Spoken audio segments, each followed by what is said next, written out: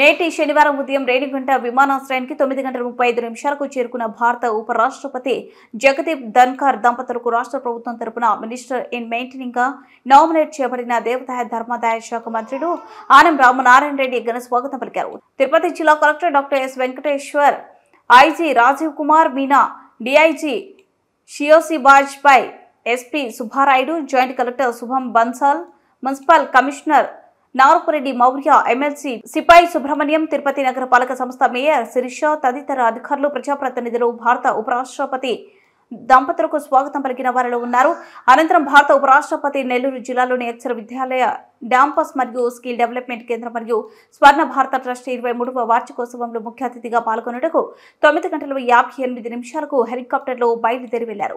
వీరి వెంట మంత్రివర్యులు Anam Ramanarayana Reddy minister in maintaining హోదాలో ఉపరాష్ట్రపతి వెంట హెలికాప్టర్లో బయలుదేరి వెళ్లారు.